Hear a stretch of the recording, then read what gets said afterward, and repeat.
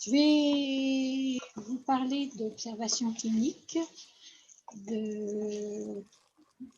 d'abord une observation clinique autour du refoulement de la fonction de l'imaginaire, qui est une jeune fille qui a 13 ans pour nous, qui s'appelle Sonia, et qui a des difficultés scolaires, notamment en français et en mathématiques. Et je dirais que moi, je m'intéresse beaucoup au corps quand des patients viennent me voir. Et elle m'explique qu'elle a toujours eu des problèmes au niveau de son corps, que son corps, pour elle, elle a du mal à se le représenter. Ça a toujours été. Et elle me dit que à l'intérieur d'elle-même, elle a un fonctionnement spatial qui est en difficulté, pour ne pas dire inexistant. Et elle me dit, par exemple, qu'elle a du mal à repérer la droite et la gauche. Sur le plan de la montre, elle est obligée, elle n'a aucune conscience de l'heure. Elle a été obligée d'avoir sa montre pour repérer l'heure. Donc, c'est le temps social surtout qui prédomine toute son activité. Elle me dit que son imaginaire et tout ce qui concerne la subjectivité sont vraiment réduites à néant. Elle me dit qu'elle est incapable, par exemple, d'inventer une histoire et encore moins de dessiner. Voilà. Elle me dit que, et ça c'est des choses que vous retrouvez tout le temps dans les gens qui fonctionnent dépourvus de potentialité imaginative, c'est que il faut que tout soit prévu. Voilà. L'imprévu, c'est catastrophique parce qu'elle n'arrive pas à imaginer des choses pour s'en sortir de l'imprévu. Elle est complètement prise par la situation. Passive. Elle me dit qu'elle a seulement 2 souvenirs de rêve, mais que d'une manière générale, elle ne rêve pas. Le problème, c'est que les souvenirs de rêve qu'elle a, c'est vraiment des souvenirs, je dirais, réalistes, puisque c'est des rêves scolaires, donc c'est ce qu'elle fait à l'école. Et généralement, c'est du scolaire qui ne se passe pas très bien. C'est ce qui se passe actuellement. Pour ses parents, ils me disent que Sonia a besoin d'affection mesurée. Ça, c'est eux qui pensent ça, hein, mais ce n'est pas forcément ce dont elle a besoin. Parce que je dois dire que les 2 parents fonctionnent dans le cadre de l'adaptation aussi. Donc, ils mesurent tout. Donc, pour elle, Sonia a besoin d'affection mesurée. Ils me disent que aussi elle a besoin d'autorité, c'est-à-dire qu'on lui dise fais ci, fais ça, ne fais pas ci, ne fais pas ça, ce qu'ils font depuis l'enfance. Et ça la place effectivement dans tout à l'heure ce qu'on avait vu dans un fonctionnement de passivité qu'elle subit. Les parents, ils ne supportent pas, bien sûr, que leur fille perde du temps à rêvasser. C'est pas bien de rêvasser. Et ça ne sert à rien, ils disent. Et en plus, ça vient, surtout si ça vient en classe, ça vient perturber la scolarité. Donc tout ce qui perturbe la scolarité, pour eux, c'est pas possible. Voilà. Et ils me disent qu'au lieu de rêvasser, c'est ce que je vous expliquais un peu tout à l'heure, quand ils sentaient qu'elle rêvassait, ils lui amenaient des petits jeux éducatifs, là c'est bien. Et puis ensuite, préscolaire, des choses où on apprend quelque chose, mais on ne reste pas comme ça dans le vide sans rien faire. Et plus tard, bien sûr, c'est le scolaire qui va être totalement essentiel pour les parents. Et leur fille, elle a tout un vécu de passivité, elle a tout un vécu d'autorité, donc même si peut-être dans les premiers moments, elle a essayé de s'en sortir, en tous les cas, elle a baissé les armes là. Et elle accepte ce que la cellule familiale lui transmet. Et bon, tant bien que mal, le scolaire est moyen dans le primaire, et puis depuis l'entrée en sixième, alors là, ça pose problème. Elle est un peu perdue dans tous ses enseignants, parce qu'elle n'arrive pas à s'organiser dans le temps et dans l'espace, c'est sûr.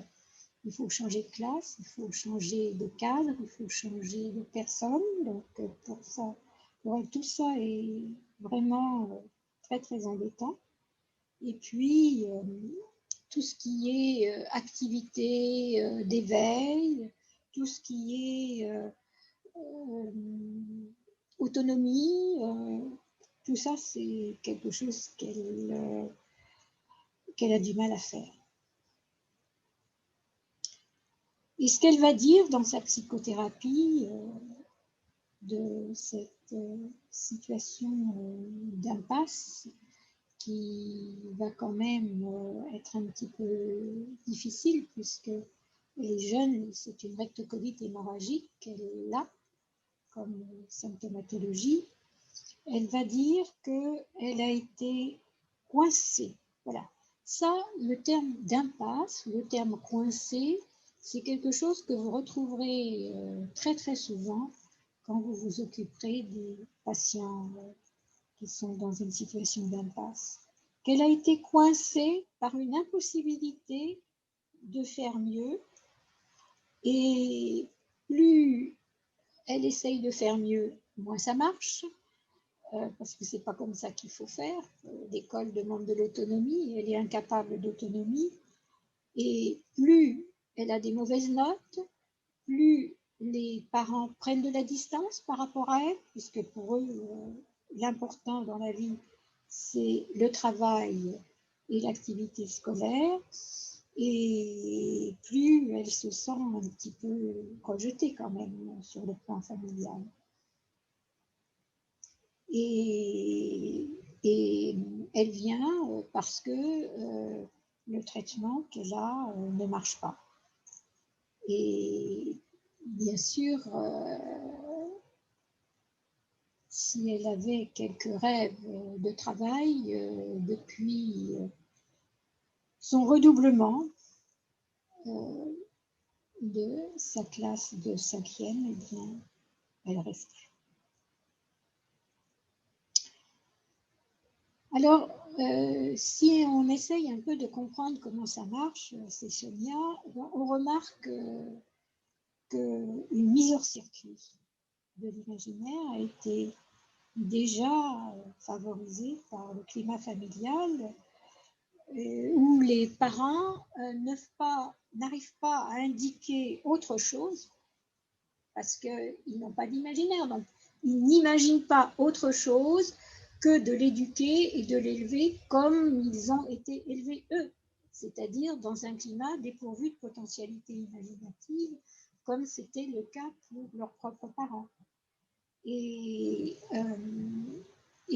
donc, l'imaginaire a été mis hors circuit depuis la toute petite enfance, puisque déjà les parents racontent qu'ils n'aimaient pas trop le bruit et puis l'énervement, et que dès la petite enfance, on lui donnait des jeux intéressants et instructifs pour remplacer au fond cette possibilité d'un exutoire sur le plan moteur. Donc la motricité a été mise dans une situation coincée déjà depuis l'enfance, et que pour des histoires de rendement, d'adaptation. Être dans le rendement, c'est quelque chose qui est très très important dans le vocabulaire des parents. Mais en tous les cas, ce qui est important, c'est d'être dans le conformisme social. La société demande d'être bon et de travailler, donc il faut, ça c'est les parents qui parlent comme ça, donc il faut se conformer à ce que demande la société. Et donc, ça crée des refoulements comme ça de la fonction d'imaginaire, ou bien des bonnes raisons pour refouler le fonctionnement de l'imaginaire, ces vues adaptatives de la société, et c'est autour de ça qu'il y a toute une éducation qui va se faire chez cet enfant et qui va poser problème.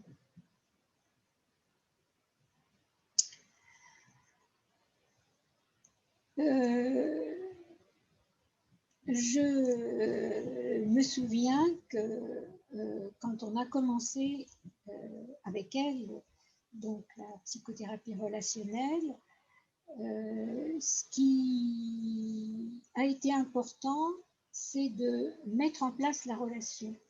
Elle avait une relation à distance, comme si elle se méfiait de ce que l'autre pouvait apporter ou ne pas lui apporter dans la relation. Et le fait que on lui ait indiqué, puisque c'est une indication du médecin, de faire de la relaxation, c'est-à-dire de passer par le corps alors que le corps a été complètement mis hors circuit par les parents, d'autant plus mis hors circuit que comme ils la trouvent fatiguée, ils l'ont fait dispenser de sport en classe, ce qui fait qu'elle est complètement enfermée dans ses tensions. Le fait que donc on fasse ensemble de la relaxation, qu'on libère le corps déjà sur le plan de la tension corporelle, ça va lui permettre déjà d'élaborer quelque chose de l'ordre de la différence par rapport au climat familial. Donc il y a une interdiction qui a été mise sur le corps, il y a une interdiction qui a été mise sur l'imaginaire par le climat familial, et le fait d'avoir cet impact sur le plan du corps va déjà lever cette interdiction qui fonctionne en tant qu'impasse dans laquelle elle est enfermée.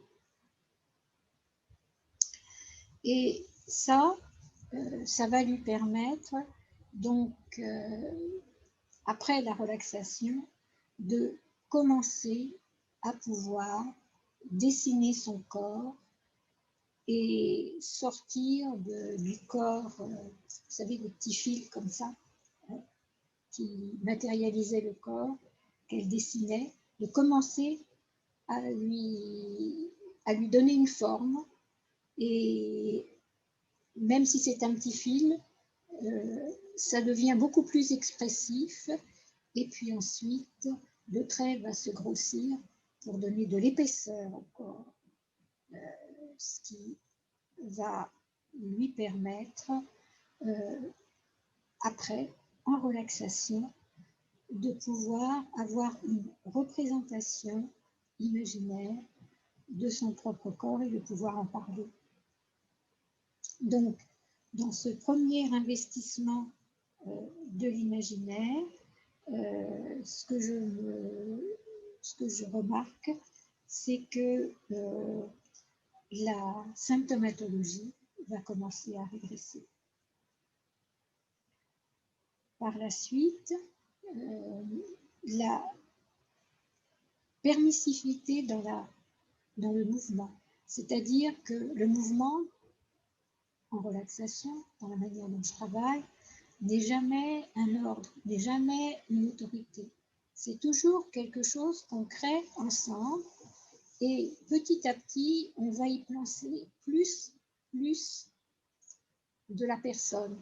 C'est-à-dire que, par exemple, je vais proposer un choix de mouvement. Donc déjà, elle va pouvoir choisir entre ce mouvement-là ou ce mouvement-là, en fonction, bien sûr, ce que je dis, c'est en fonction de ce qui lui convient le mieux, donc en rapport avec elle, son identité. Donc je lui donne de la place dans la relation avec moi, ce qu'elle n'a jamais eu. Et puis, par la suite, je vais lui proposer de reprendre un mouvement qu'on choisit ensemble, mais d'y créer aussi à la suite un mouvement à elle, jusqu'à ce qu'elle puisse créer son propre mouvement d'une manière personnelle. Et là, quand elle va commencer à créer son propre mouvement d'une manière personnelle, c'est-à-dire ce que ça veut dire en clair, quand elle va commencer à se permettre d'exister en tant qu'elle, par l'intermédiaire bien sûr de ce mouvement qui crée un cadre et qui fait moins peur, quand elle va pouvoir exister, à ce moment-là, l'imaginaire du rêve va se remettre en place. Comme si, et ça c'est quelque chose que vous retrouvez souvent, comme si le fait d'exister lui permettait d'exister aussi par l'imaginaire.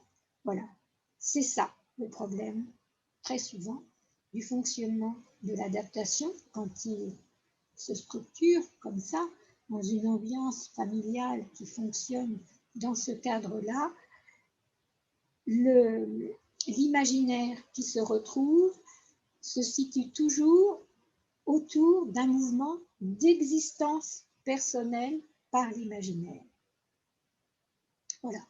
Et là, c'est tout à fait cette symbolique-là qu'elle traduit, qu'elle verbalise dans la relation et qui, petit à petit, va lui permettre d'exister en classe, puis d'exister et de s'affirmer vis-à-vis de ses parents.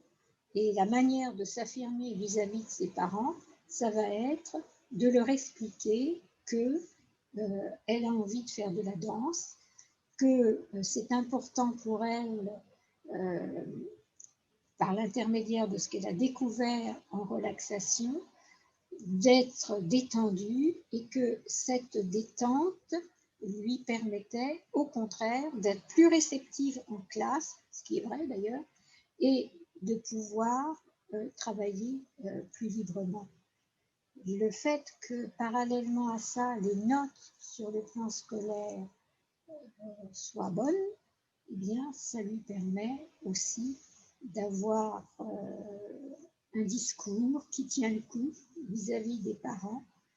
Et c'est autour, bien sûr, de cette amélioration du travail scolaire que les parents vont permettre de passer à quelque chose sur le plan du corps qu'elle a choisi, elle, puisque quand même la relaxation, c'est le médecin qui l'amène à faire de la relaxation, quelque chose qu'elle a choisi, elle, et qui lui permet donc de décoincer cet aspect instinctuel, cet aspect de tension instinctuelle, de les mettre à l'extérieur par l'intermédiaire du mouvement et d'y trouver vraiment une réelle détente.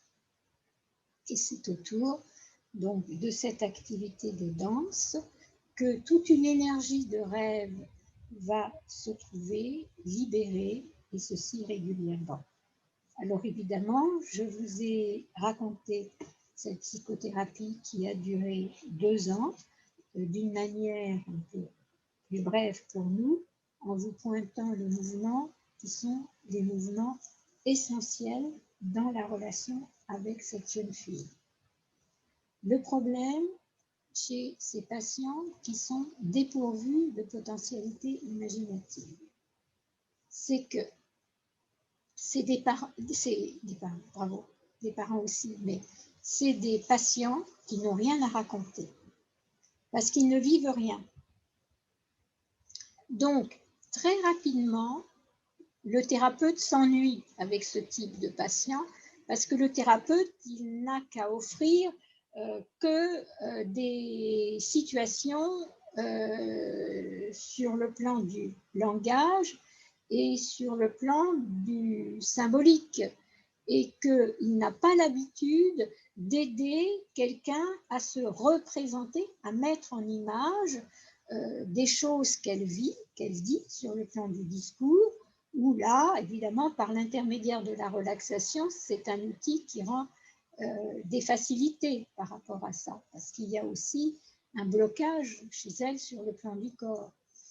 Donc, le problème, il est là. Si effectivement vous en restez au discours du patient, qui est totalement banal, qui vous explique qu'il n'y a pas de problème, sauf la maladie ou le problème scolaire. Là, c'est les deux, la maladie et le problème scolaire.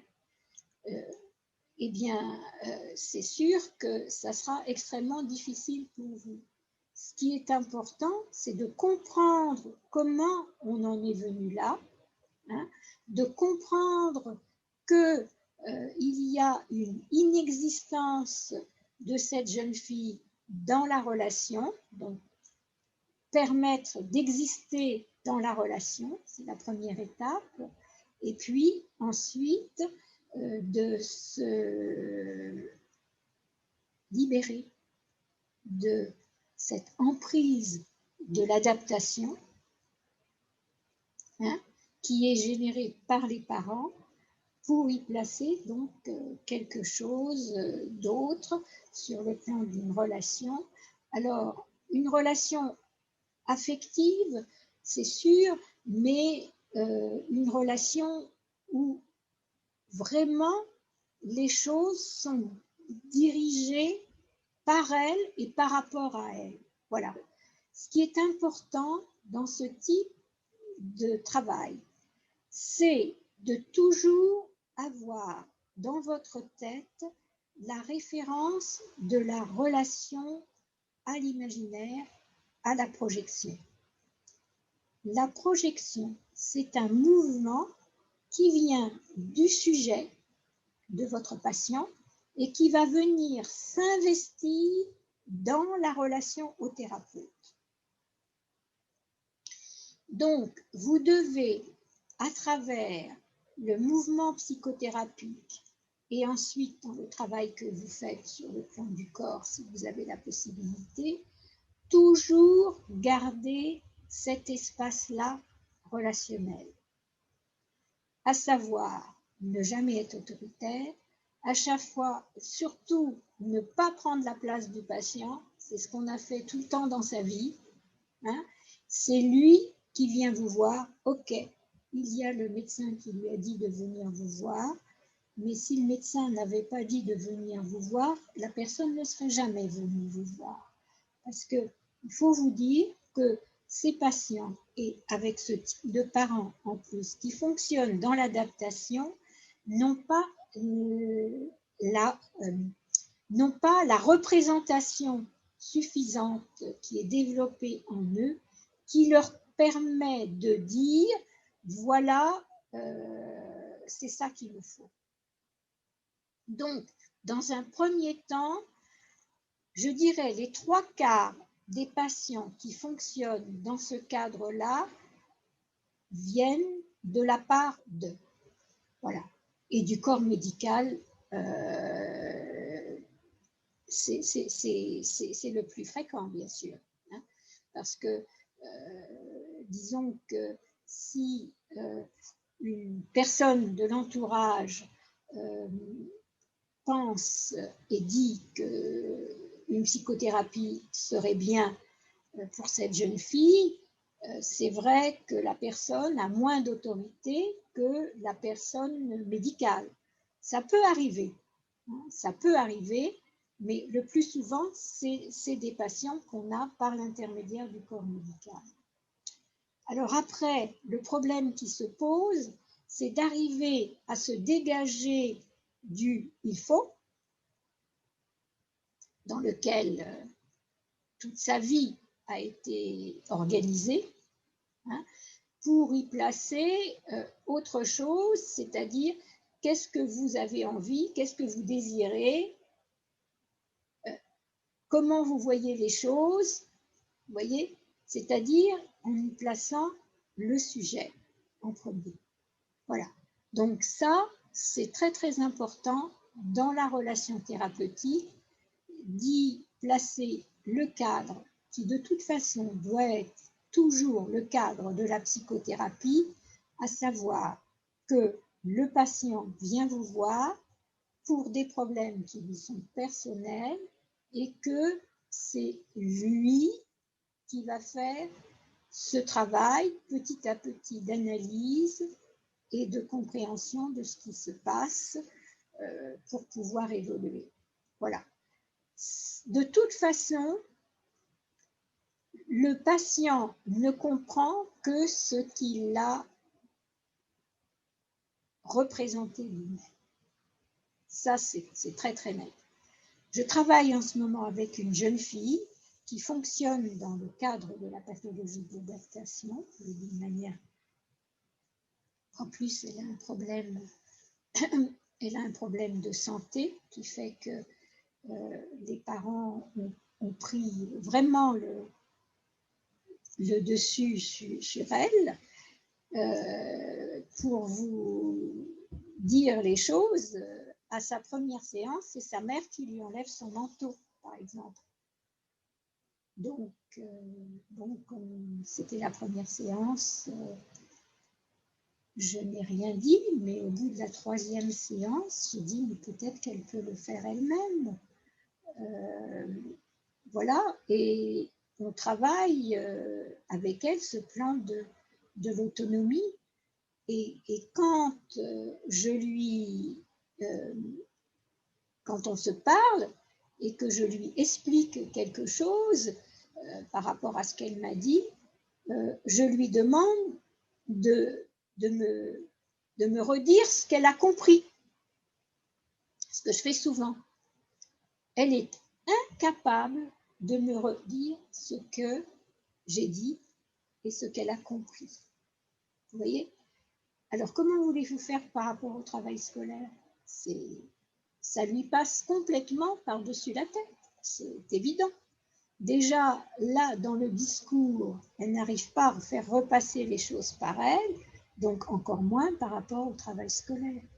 Donc là, je vais travailler avec les parents pour créer de plus en plus une situation d'autonomie et lui permettre d'exister. On est confronté à une situation, là, dernièrement, qui est qu'elle a perdu sa grand-mère.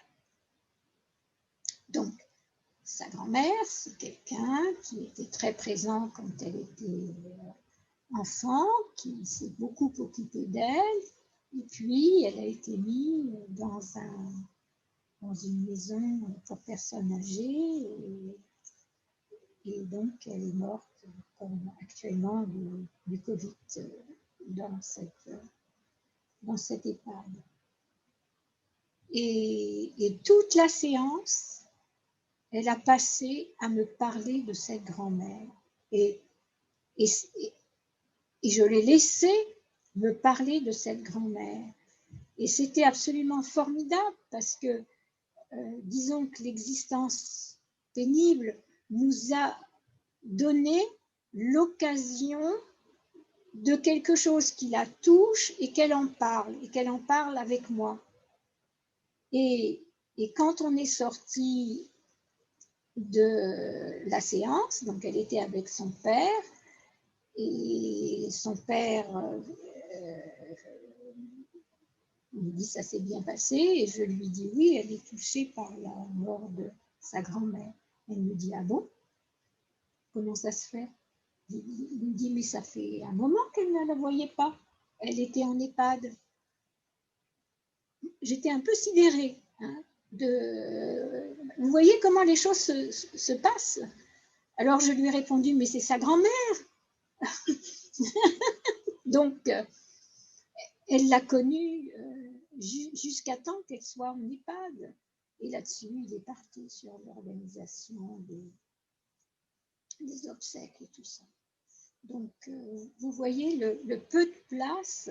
Pourtant, ce sont des gens qui font tout ce qu'il faut pour leur enfant, mais le peu de place qui est laissé à cette jeune fille qui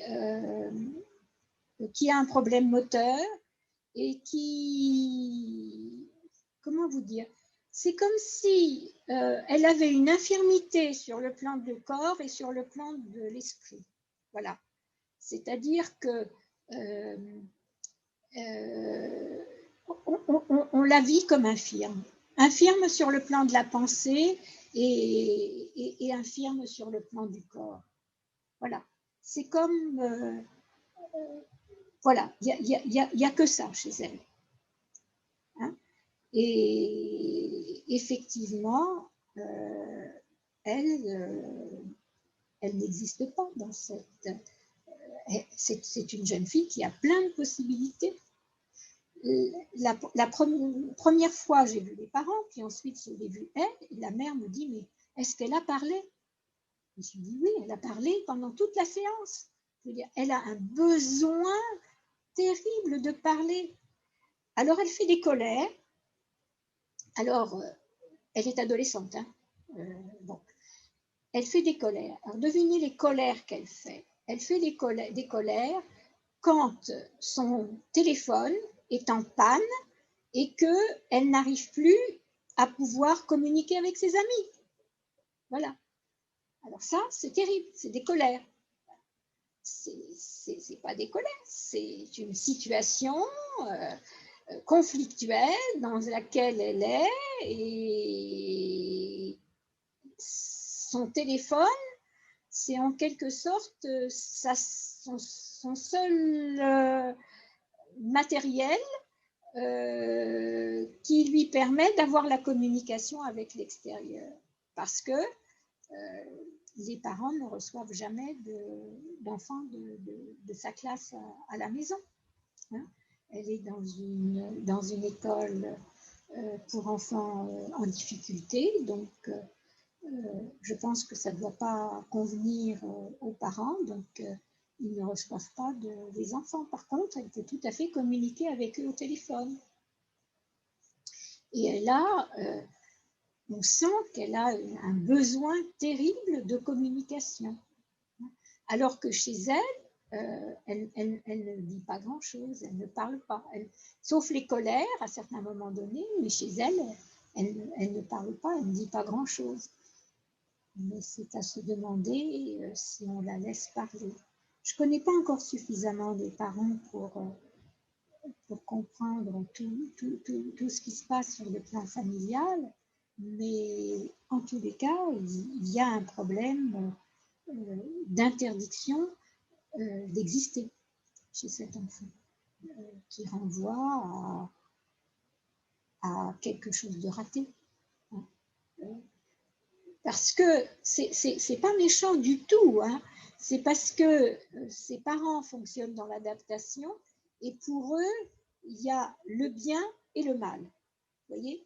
Donc, elle n'est pas conforme, ok? Son corps n'est pas conforme, il a un problème, donc ça ne va pas. Hein? Ils assimilent ce problème corporel à elle. Et il y a un phénomène, c'est pas du rejet du tout, mais ça va pas, elle n'est pas conforme. Elle n'est pas conforme, donc ça leur pose un problème parce qu'elle n'est pas conforme dans leur fonctionnement, à tous les deux.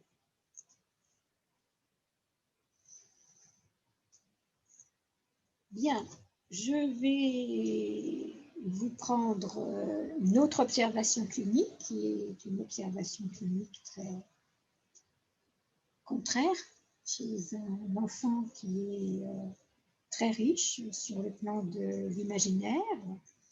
Donc, c'est un enfant qui a 6 ans et demi, hein, qui s'appelle Florent, et qui est vraiment dans une richesse imaginative très très importante. Il a écrit un livre pour enfants, et déjà à 6 ans et demi, et les parents, je dirais, favorisent cet imaginaire d'une manière peut-être un peu trop excessive, sont en train d'essayer de faire tout pour que cet enfant puisse être publié à 6 ans et demi. Donc, et ils ont établi dans leur vie familiale le rêve comme règle de vie. Voilà, ce qui est valorisé, c'est le rêve, c'est de rêver. Ce qui est dévalorisé, c'est tout ce qui fonctionne dans l'adaptation, tout ce qui fonctionne dans le commun, comme ils disent, c'est commun, tout ce qui fonctionne dans le commun. Donc, on trie beaucoup. Alors, il y a des choses qui sont communes, c'est tout ce qui fonctionne dans l'adaptation. Et puis, bon, par exemple, à la télévision, on trie. Hein. Si ce n'est pas quelque chose qui fonctionne dans l'imaginaire et qui apporte un enseignement intellectuel sur le plan de l'imaginaire, donc beaucoup dans la représentation imaginaire, eh bien, on ne regarde pas. Et il favorise beaucoup les moments chez cet enfant où il fonctionne dans l'imaginaire. On lui a fait prendre des cours de dessin, on lui a fait prendre des cours de musique pour enfants déjà. Et dans ces cours de musique, on a choisi un enseignant qui, c'est très bien, hein, qui lui fait inventer des choses en musique au piano, déjà à cet âge, et qui est beaucoup là-dedans. Alors c'est très bien, mais c'est trop, hein, c'est trop. Et c'est sûr que cet enfant qui fonctionne bien sur le plan de l'imaginaire capte tout ça parce que ça lui permet d'être valorisé par ses parents. Donc, il est en deçà même, je dirais, des possibilités logiques par rapport à son âge. Hein. Et ses parents adorent qu'il raconte des histoires qu'il invente. Ses parents adorent de le voir dessiner et eux écrivent souvent ou l'aident à écrire de son âge des histoires qu'il invente. Alors, il a un développement tout à fait normal, simplement, à un moment donné, il a un problème avec sa trottinette de chute. Voilà, avec sa trottinette, il a chuté. Et il s'est cassé le pied droit, il est droitier. Et donc, le problème qui se pose, c'est pas sa chute en fait en soi, parce que bon, c'est une chute un petit peu banale, mais le problème, c'est qu'il a utilisé une permission de ses parents, et ses parents ne sont pas tellement chauds pour qu'il fasse des choses corporelles, hein, c'est des intellectuels, donc pour eux, les choses corporelles, ce n'est pas tout à fait leur élément. Donc, il était parti avec des copains pour faire de la trottinette, et bien sûr, il a laissé passer l'heure. Alors, il faut voir ce laisser passer l'heure comme une provocation du père qui est rigide, et pour lui, l'heure, c'est l'heure. Et donc, le père est furieux que cet enfant n'obéisse pas, et il va le chercher, et il le frappe, et c'est là où effectivement il tombe de sa trottinette et il se casse, donc fait une fracture de la jambe droite. Donc le problème, si vous voulez, c'est que la fracture, on va à l'hôpital, qu'on l'endort parce que la fracture est un peu délicate, pour redresser l'os, et on lui met bien sûr un plâtre. Et le problème, c'est que le plâtre, maintenant, il est enlevé et qu'il boite toujours. Et tout le monde, il a fait de la rééducation, et tout le monde se demande pourquoi cet enfant boite, parce qu'il n'y a aucun problème. Il pourrait tout à fait ne pas boiter. Alors, il a un frère, mais qui est beaucoup plus âgé que lui, ce qui fait qu'il est élevé vraiment comme un enfant seul. Le frère a déjà 20 ans, vous voyez, alors que lui en a 6 ans et demi, donc il a été élevé vraiment comme un enfant seul. Il est dans une problématique édipienne par rapport au père, avec une situation de rapprochement vis-à-vis de la mère et une situation, bien sûr, d'agressivité vis-à-vis du père. Et c'est là-dedans qu'on peut comprendre le fait qu'il provoque le père en laissant passer l'heure d'une permission. Et donc, dans ce fonctionnement de provocation édipienne. Ce qui fait que il a des dessins tout à fait angoissés par rapport au père, et notamment un dessin qui se situe autour de la jambe et c'est des voitures qui ont des jambes voitures ou des voitures jambes. Et ces jambes voitures, donc il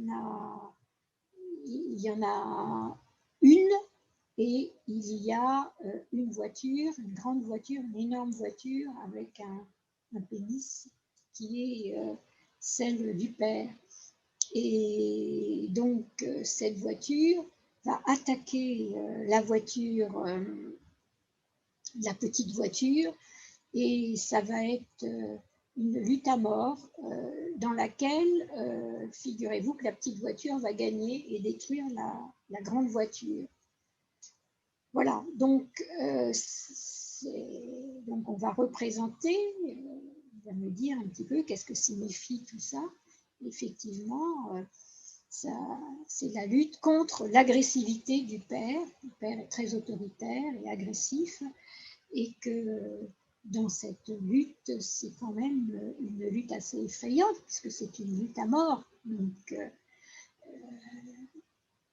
Donc il explique sa peur et son agressivité par rapport son agressivité par rapport au père, qui ne peut être que caché, et le fait qu'il a peur qu'il lui arrive quelque chose d'inquiétant. Et là, il commence à parler de ce quelque chose inquiétant. Alors, ce quelque chose d'inquiétant, c'est quoi? C'est se casser le pied droit, à la jambe droite. Et il va m'expliquer que sa peur du père s'est transformée en une réalité, avec le fait qu'il se soit cassé le pied droit à la suite donc d'une rouste qu'il a reçue par son père, parce qu'il provoquait son père en laissant passer l'heure de la permission qu'il avait. Et il me dit, peut-être que le problème se situe, je pense, non pas au niveau de mon père, mais au niveau de ma mère. Peut-être que je suis trop proche de ma mère, et c'est pour ça que je me mets en situation d'opposition, moi je dirais de rivalité édipienne par rapport au père. Et effectivement, c'est un danger.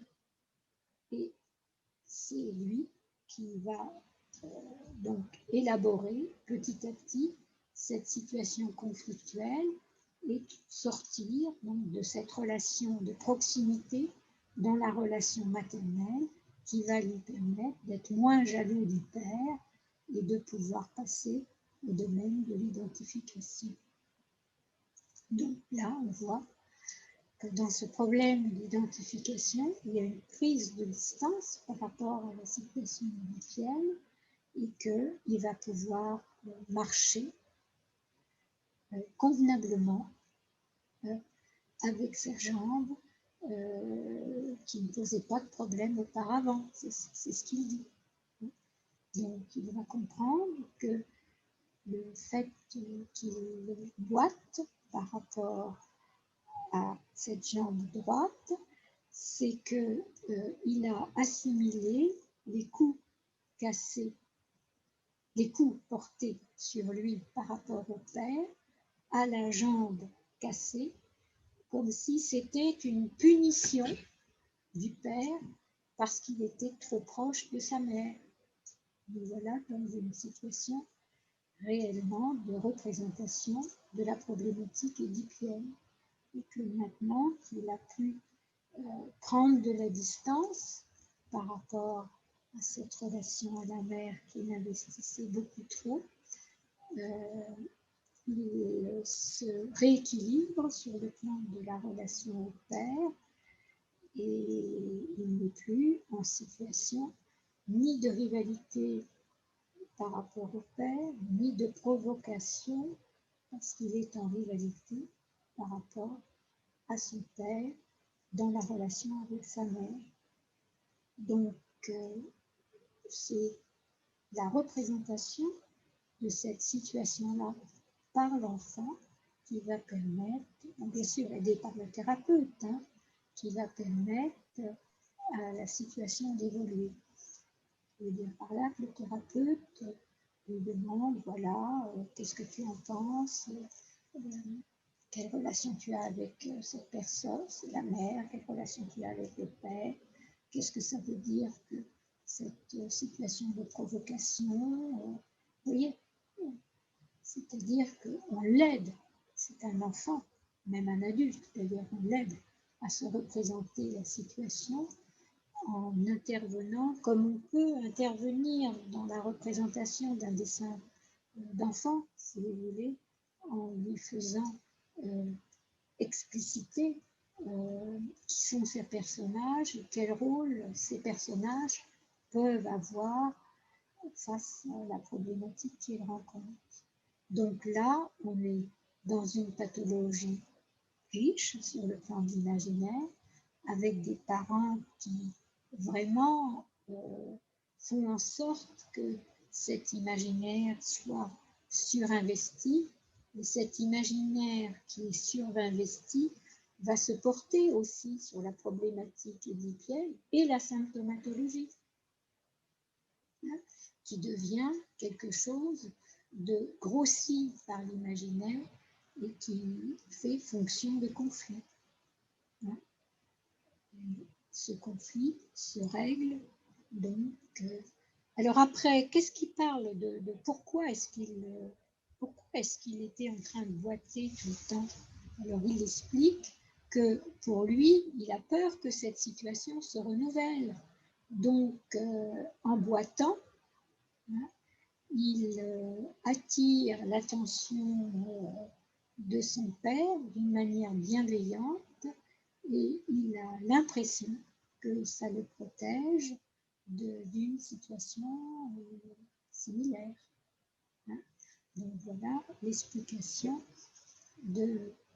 à la fois de l'accident et à la fois de la symptomatologie qu'il garde de l'accident. Donc on est tout à fait dans une problématique édipienne classique, mais qui ici est surinvestie par l'imaginaire et qui crée donc cet imaginaire qui prend acte, je dirais, dans la situation conflictuelle en venant grossir la situation sur le plan édipien.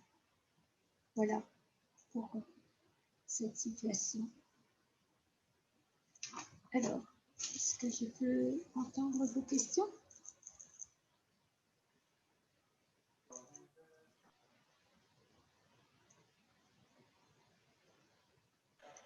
Bonjour, Sylvie, vous m'entendez?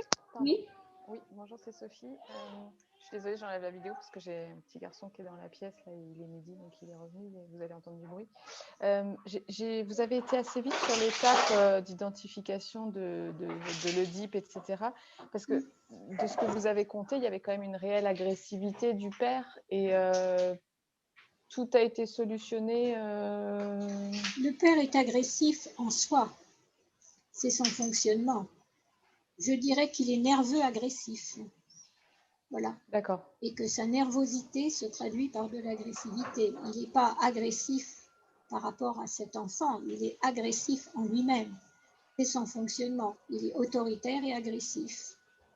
Donc le fait que l'enfant s'éloigne un peu de sa mère fait qu'il a accepté davantage cette agressivité de son père, il la vivait moins mal, c'est ça? C'est qu'il a trouvé un modus vivendi dans l'agressivité par rapport au père avec le fait qu'il boitait. Voilà. D'accord.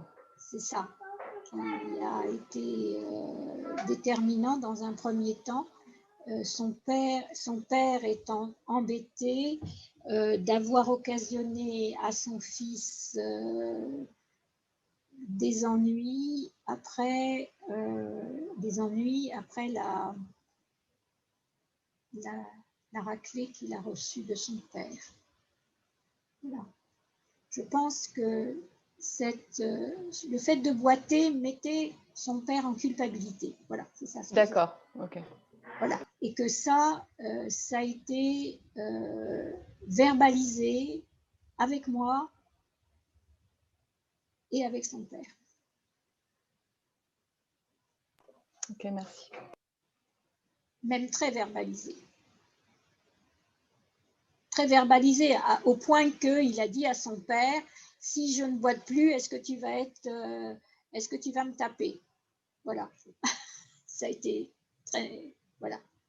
Donc, le père s'est rendu compte que ce qu'il avait fait avait posé problème à son fils. Voilà. Et ça a fait que son père a rectifié son comportement vis-à-vis non seulement de son fils, mais vis-à-vis de son agressivité. Okay, c'est pas une agressivité qui est vraiment destinée à son fils. Le père, il fonctionne comme ça. Sylvie, j'ai une question. On pourrait connaître le motif de la consultation pour l'enfant. Donc, c'est les parents qui l'ont amené, mais quel est le motif de départ? C'est qu'il boite et qu'il ne devrait pas boiter. Cet enfant boite et le corps médical dit il ne devrait pas boiter. Le kiné dit il ne devrait pas boiter. D'accord, ok, je comprends mieux. Tout le monde dit il ne devrait pas boiter. Voilà. Donc, le corps médical, voilà. Le kiné, voilà. Donc, évidemment, on tombe sur la psy. Hein. Ok, merci. Sylvie? Oui. Alors, s'il te plaît, moi j'ai une petite question. Je vais revenir un peu sur le refoulement en fait du fonctionnement de l'imaginaire. Oui. Et en fait, j'ai un patient qui a la cinquantaine. C'est un monsieur qui a la cinquantaine Oui. et c'est un avocat. Donc, c'est beaucoup de il vient avec beaucoup de responsabilités, avec un fonctionnement plutôt adaptatif et banal, puisque voilà, toute sa vie, c'est une routine. Oui. À faire et à faire et à refaire. Oui. Et là, forcément, il a développé justement un cancer de poumon. Oui. Et c'est le tout début de son traitement, etc. Et là, justement, il est dans le refoulement depuis qu'il a commencé l'intervention et le protocole, ben, oui. Il ne rêve plus, il ne fait plus de rêves. Et avant, il en faisait très peu. Très peu. Avant, il en faisait, il se souvenait peut-être de quelques-uns, mais oui. Après, pour lui, il n'a peut-être jamais rêvé. De temps en temps, il va se rappeler de quelque chose comme ça. Oui. Et là, ce qui me rend un peu la chose compliquée, c'est quand j'essaie de lui poser la question par rapport à son ressenti, à comment lui, il vit tout ça, ses Ouais. responsabilités et tout ça, ben lui, il a une certaine, c'est-à-dire des croyances qui sont bien installées, que c'est sa mission dans la vie, que c'est comme ça. Oui, certes, il stresse beaucoup, il angoisse beaucoup, ça commence à peser réellement sur lui, mais c'est comme ça, c'est la vie, c'est l'aîné, la responsabilité, elle est comme ça, et donc voilà, il devrait s'adapter à ça. C'est Et très fréquent, c'est ça, oui, oui, bien sûr. Toute question que vous allez lui poser, il va avoir une réponse réaliste. exactement. Et ça me complique la vie, moi, en thérapie, Bien sûr.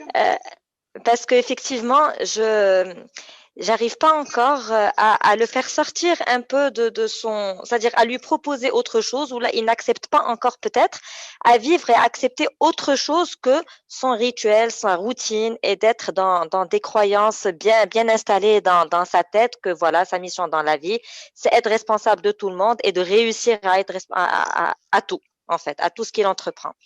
Donc, comment est-ce que je pourrais déclencher ce process, ou bien est-ce que ça veut dire que c'est l'alliance thérapeutique qui n'est pas encore peut-être créée Non, et non, c'est non, au feu?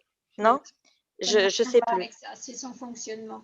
Il en est où de son traitement? Il est en cours de chimiothérapie. C'est peut-être sa deuxième semaine ou sa troisième semaine de traitement. Le problème qui se pose, c'est que, à mon avis, vu le fonctionnement de votre patient, Mhm. il traite son soin cancéreux comme un dossier. Tout à fait. Tout à fait. Et D'ailleurs, il l'a dit. voilà. Et Il que, le programme dans sa journée comme un dossier. voilà. Et que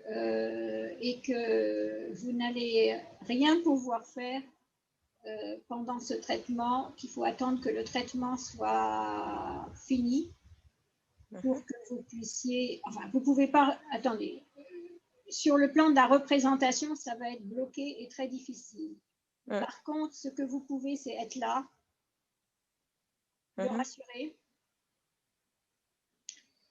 Et quand il vous dit, par exemple, parce que dans le fonctionnement de la pathologie de l'adaptation, c'est tout le monde est pareil. Mhm. OK? Mhm. Ouais, Donc tout le monde est pareil et il est pareil à tout le monde. Donc déjà, exactement. vous lui demandez son avis. OK? Donc Par rapport à ce pareil. oui, le fait de lui demander son avis, Mhm.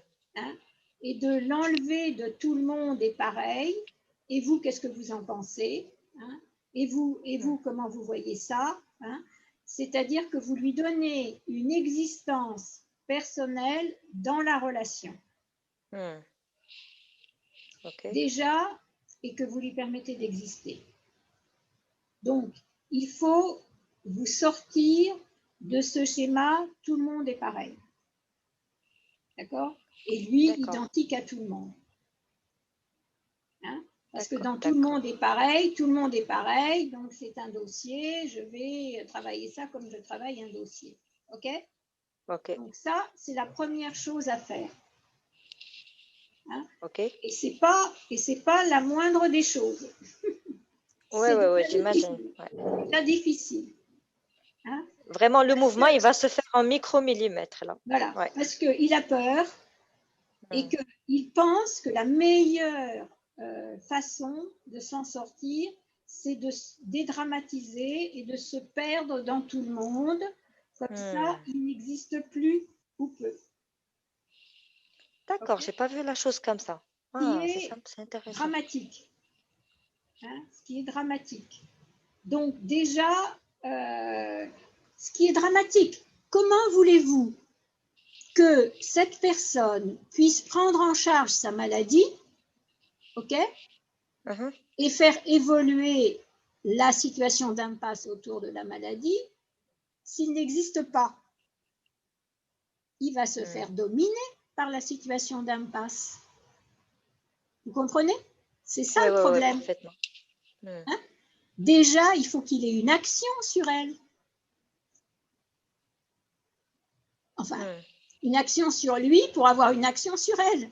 Je dirais plus comme ça. Vous voyez? Ouais. Ouais. Donc, c'est très, très important.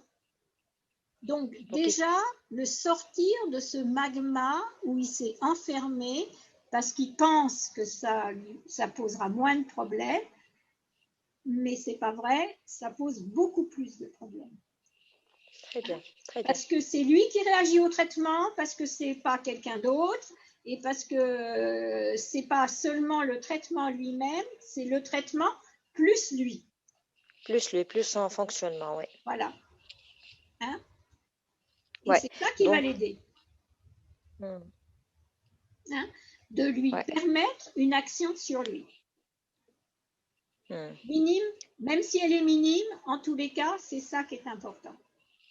C'est vraiment lui permettre d'exister, Oui, d'avoir un avis différent un peu avoir un avis des différent, autres. mais d'avoir son propre avis et surtout Ouais, d'exister, parce qu'on ouais. ne peut pas gérer une maladie comme celle-là si on n'a pas une action sur soi. Je ne peux pas vous dire Hmm. autrement. Ouais, ouais, ouais, c'est bon, c'est bien clair. La maladie n'arrive pas par hasard. Hmm. D'accord? Hein? Ouais.